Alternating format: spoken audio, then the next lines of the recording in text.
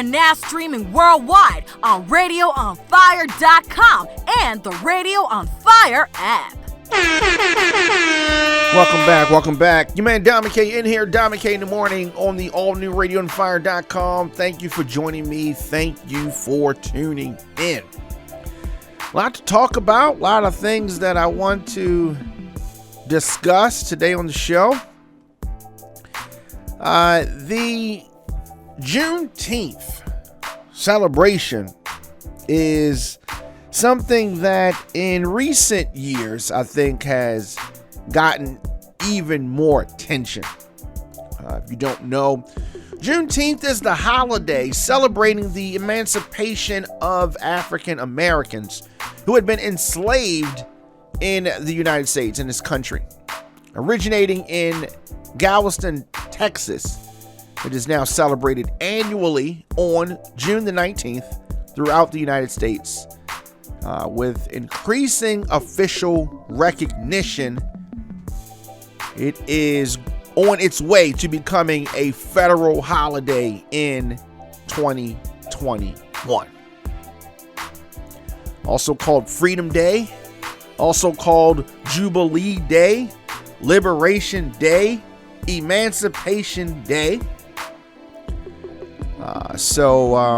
It is official that Juneteenth is a federal holiday. So it commemorates the moment in 1865 when news of emancipation reached the enslaved people in Galveston, Texas. It took a back seat during the civil rights movement. However, Juneteenth made a resurgence in the 80s and the 90s in communities across this country. Texas became the first state to establish it as a holiday back in 1980.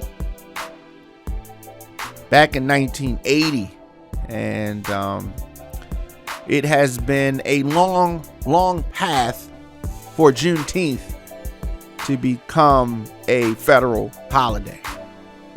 For much of this country, Juneteenth has been a date observed mostly by Black Americans. Mostly. But since the reckoning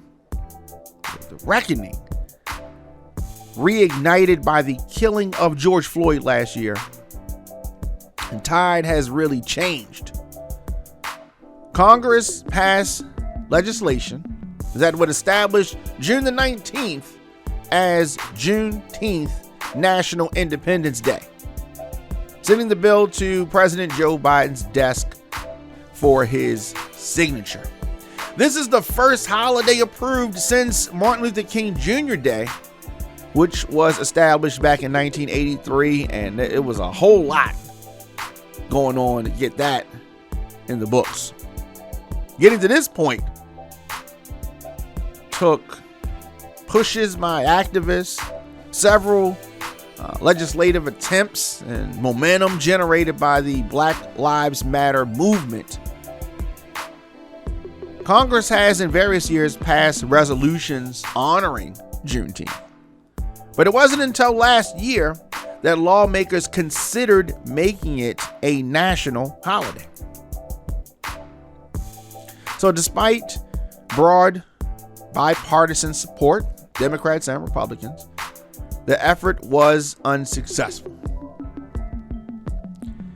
However, earlier this year, the efforts were renewed, and they reintroduced the Juneteenth National Independence Day back in February. So this week was announced that the bill would no longer be blocked from advancing. The Senate unanimously passed the resolution on Tuesday. The House approved the measure on Wednesday. For far too long, the story of our country's history has been incomplete, as we have failed to acknowledge, address, and come to grips with our nation's original sin, which is slavery.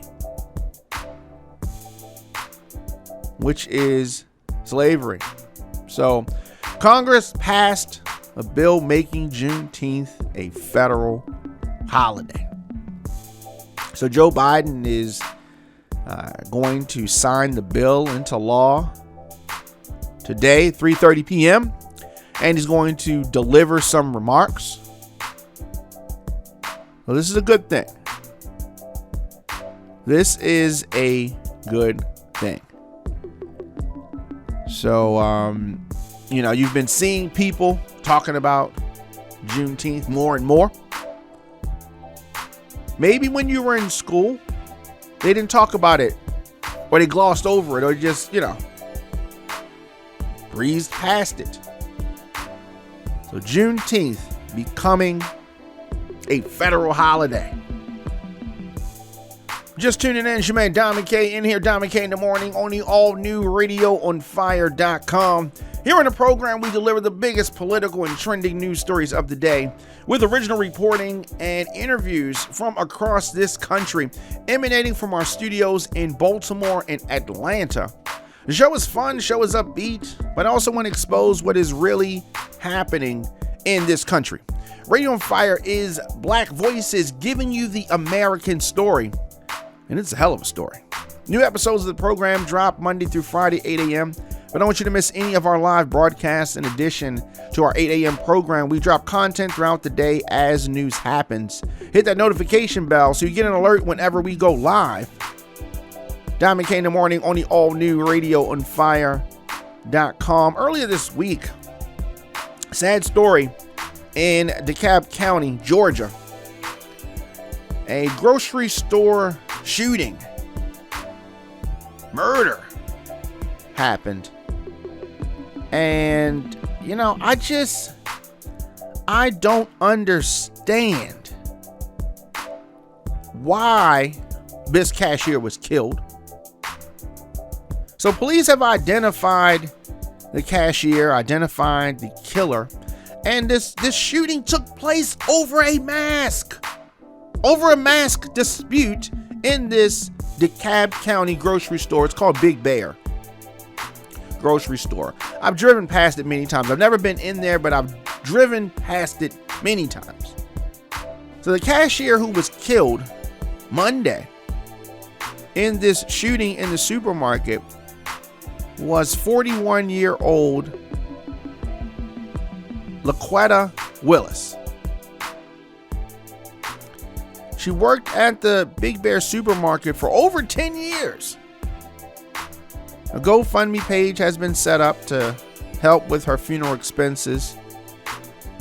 And, I don't understand how, why. I want to give money to the GoFundMe. So June the 14th, Miss Willis was tragically murdered while working at Big Bear. She leaves behind a mother, niece, friends, younger sister, and they are raising money to give her a deserved send-off. So if you can donate to that, please do. I'll put a link in the description.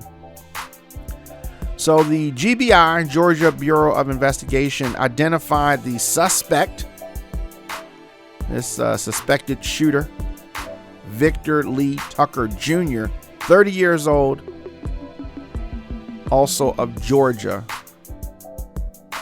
Palmetto to be exact. So he's facing charges, murder, and 2 counts of aggravated assault. He is in Grady Hospital recovering. He's in stable condition because there was all kind of stuff going on in this supermarket. And I said this is over a mask. So the suspect has a history, lengthy history, actually, of prior arrests. He's been arrested at least 8 times in DeKalb County, leading to probation and anger management classes. So he's accused in this shooting. Unfortunately, his cashier killed back in 2012. DeKalb County court records show that Mr. Tucker was ordered to take 6 anger management classes related to misdemeanor charge for battery. So he and the deceased cashier got into some kind of an argument about his face mask. He was asked to pull up his mask. He had the mask on his face. It was not, being worn correctly. She asked him to pull it up. Tucker left the store without making a purchase, but immediately returned inside. Tucker walked back directly to the cashier, pulled out a handgun, and shot her. Man, it was not worth this. Was not worth this. He is now facing 3 felony crimes. 3 felony crimes he is facing.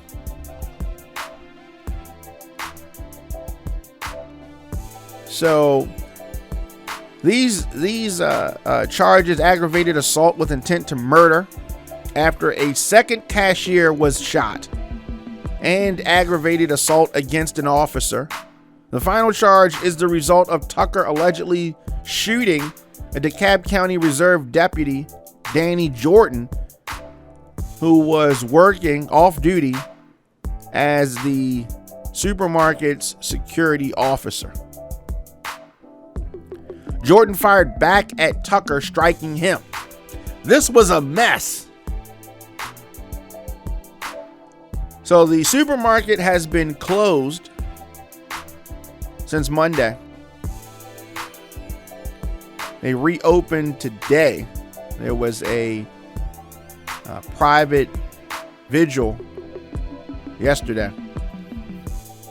Signs outside the store list the upcoming public vigils, including one tonight at 7 p.m. and also one on Monday. So it's posted in the store, wearing the mask and all that kind of stuff. He had the mask on his face. I mean, he couldn't stand that she said something. Like, what caused him to flip? What caused him to flip like this? Why are we responding like this? He shot and killed his sister. His black sister. Over what? Because she asked him to pull the mask up?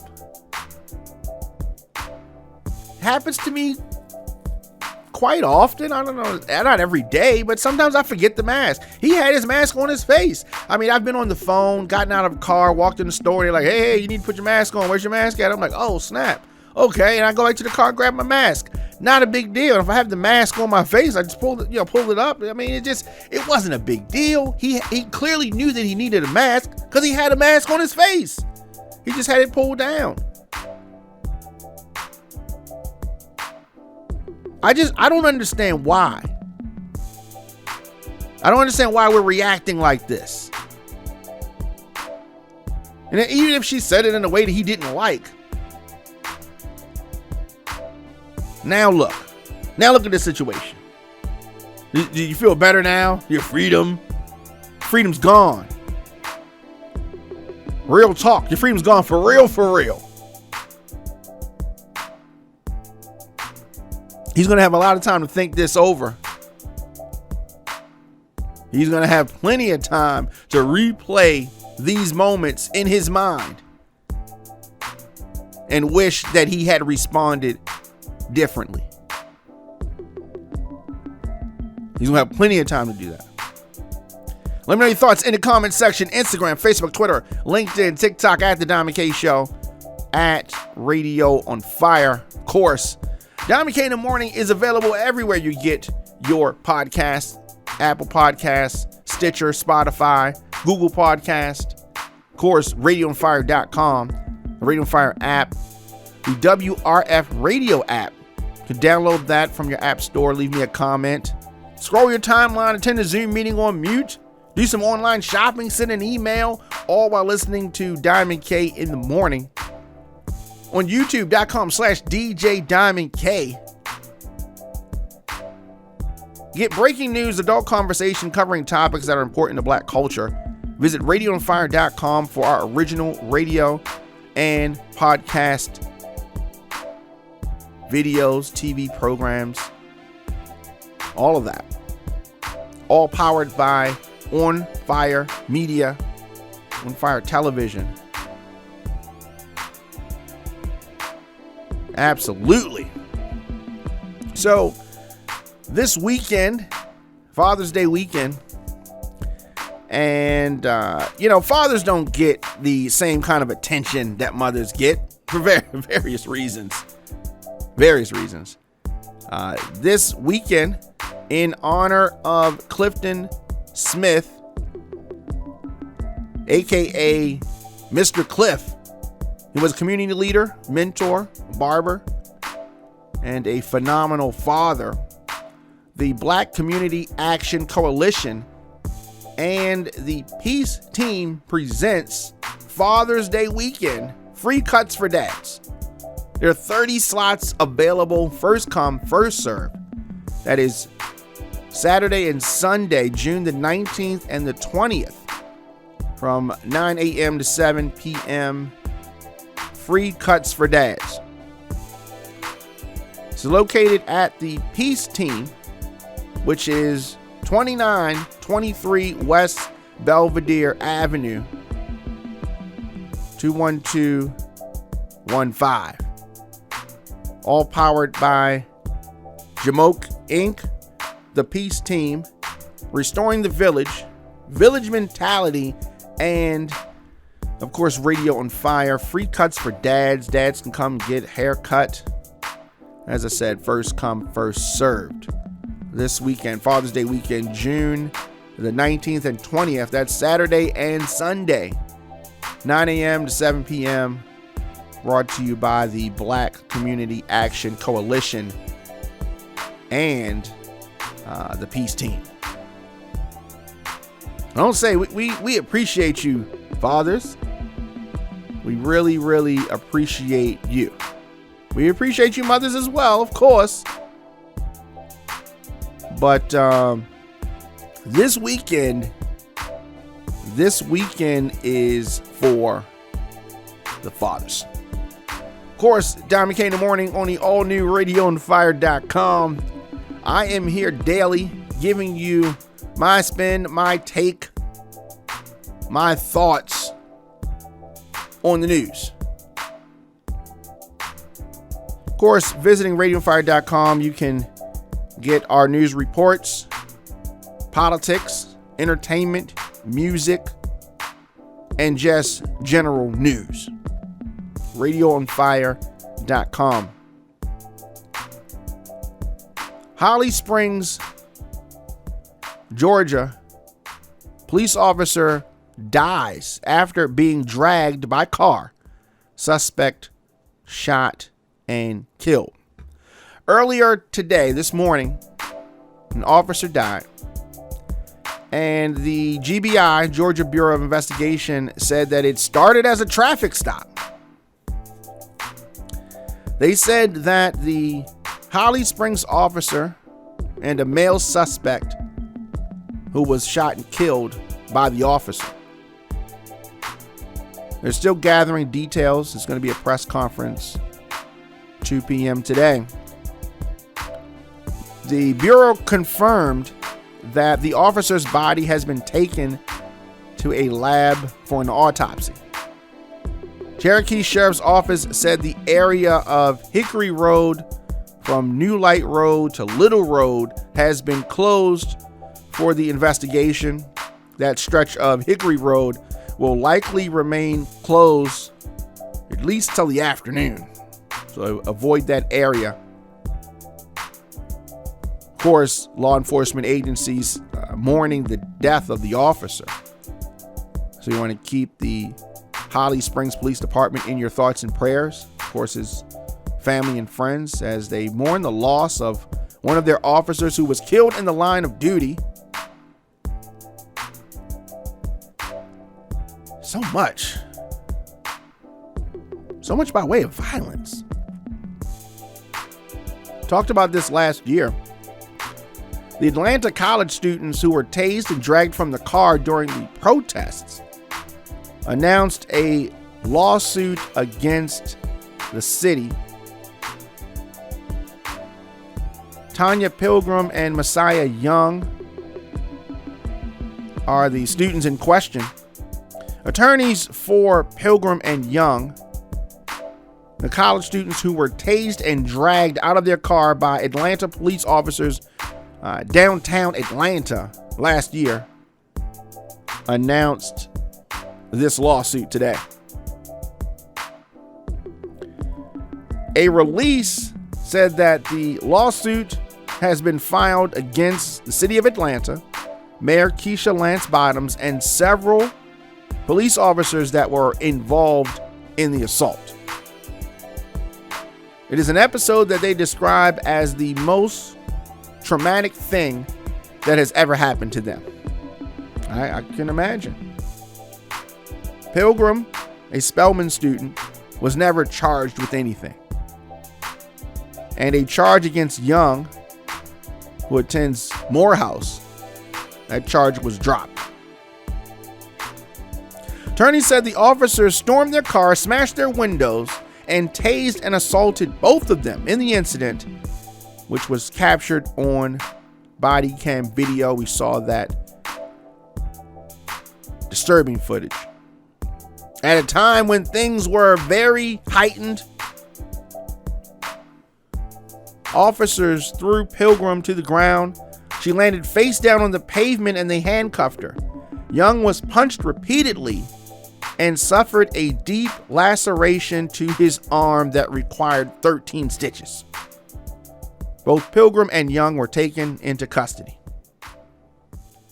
Pilgrim was held against her will for 4 hours without a mask in the police van with others during the height of COVID-19.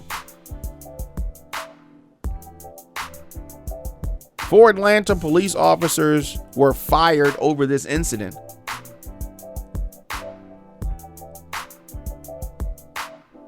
Investigators Ivory Streeter, Mark Gardner, and later Armand Jones and Lonnie Hood, Roland Claude and Willie Sauls, last 2 put on desk duty. Gardner and Streeter were reinstated after a hearing with the Atlanta Civil Service Board in February.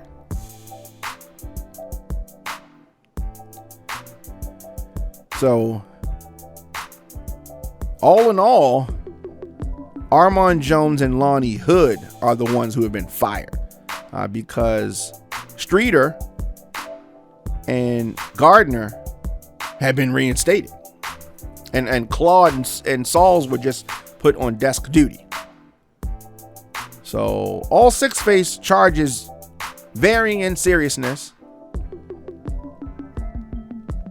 Pilgrim and Young appeared back in February to provide an update on the case, and after a personal meeting with Fulton County DA Fannie Willis, she had sought to recuse herself from this case.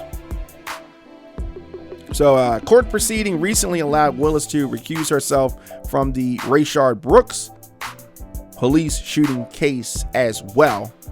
But the status of the case involving the charges against the officers in the incident with Pilgrim and Young remains unclear.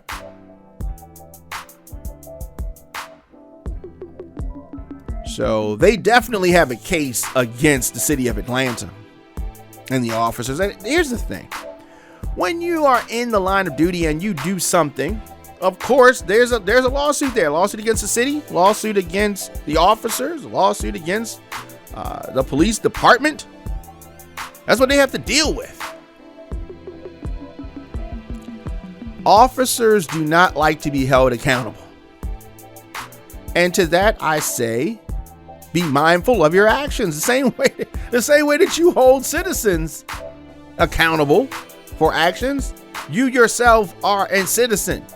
You're not above the law, police officers. Not at all. And they should be held accountable when they do wrong.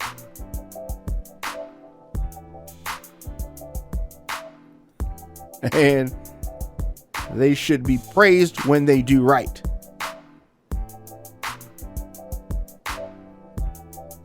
Should be praised when they do right and held accountable when they do wrong. Diamond K in the morning on the all new radioonfire.com. Of course, on social media, I'm at the Diamond K Show, at Radio on Fire. And we were expecting a court appearance, the first court appearance for the man Victor Lee Tucker Jr., 30 years old, the one who killed the DeKalb County grocery store clerk. We talked about her in earlier in the show today and earlier in the week. The suspect was supposed to make a court appearance during this broadcast. However, this hearing has been rescheduled. According to DeKalb County Court, he is still in the hospital. He was set to make his first court appearance today. That's not going to happen. He's also facing charges, as we said, against aggravated assault against 54-year-old Danny Jordan, who was working off duty as security. Jordan was hospitalized after being shot twice. He and Tucker exchanged gunfire. I'm going to keep you posted on that. The suspect not able to attend this hearing because of these injuries, so they're going to push it back a little bit. But I don't have any sympathy for this guy. Let me know your thoughts in the comment section. Instagram, Facebook, Twitter, LinkedIn, TikTok, at the Diamond K Show, at Radio on Fire. Let us know your thoughts on that. I mean, people are probably going to try to say mental health, some other things played a part. Probably did. Kohl's joins the list of retailers closing on Thanksgiving Day again. Several major retailers will once again not be offering in-person shopping on Thanksgiving this year.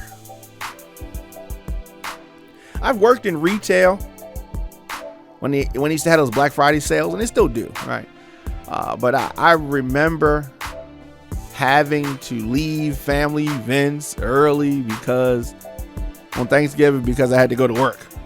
Not fun, all right? Not fun at all. So Kohl's has announced that it will close its stores again on Thanksgiving this year after positive responses from last year's closure.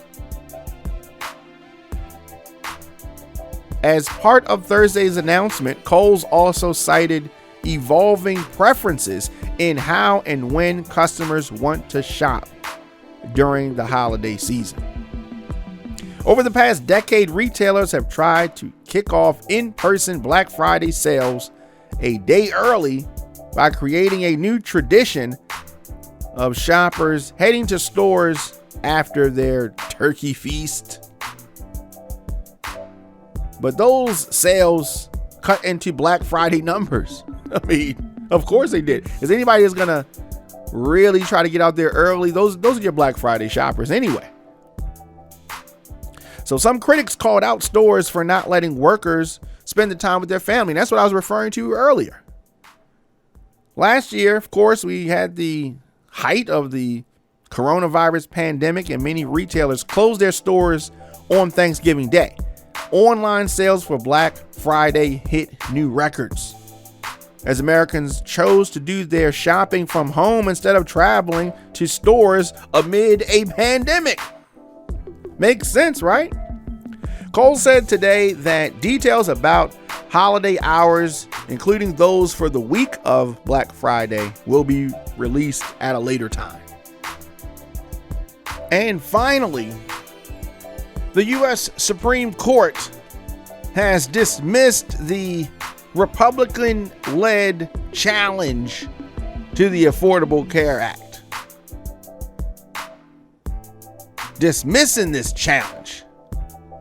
Of course, the Obama-era health care law has been preserved. Thankfully for millions of Americans, the justices, led by a 7-2 vote, left the entire law intact. Entire law. So all these Republicans that was talking all this smack about they were going to repeal and replace, no, fall back. Today, that ruling in Texas, other Republican-led states, and 2 individuals that had no right to bring their lawsuit in federal court. The Biden administration says that 31 million people have health insurance because of the law, popularly known as Obamacare. See, when the Republicans threw the Obamacare word out there, they thought that was going to hurt people. They thought it was an insult some kind of way. The law's major provisions include protections for people with pre-existing conditions, a range of no-cost preventative services, and the expansion of the Medicaid program that ensures lower-income people, including those who work in jobs that don't pay much or provide health insurance, can get coverage. So I thought that this was a no-brainer, but Republicans, of course, wanted to fight anything that President Obama was a part of. So there you go. For Medicare recipients, Obamacare also improved preventive care and, more importantly, closed a prescription drug coverage gap for several $1,000s that was known as the donut hole. Diamond K in the morning on all new radioonfire.com. Thank you for joining me. Thank you for tuning in. I will be back here tomorrow with more of the program. Of course, radioonfire.com is where you go. Stay in touch. Stay up to date. djdiamondk at gmail.com. Also, youtube.com/djdiamondk. I have new music out there. Search me on anywhere you get music. Diamond K. More talk, more news, and more music. It's Radio on Fire.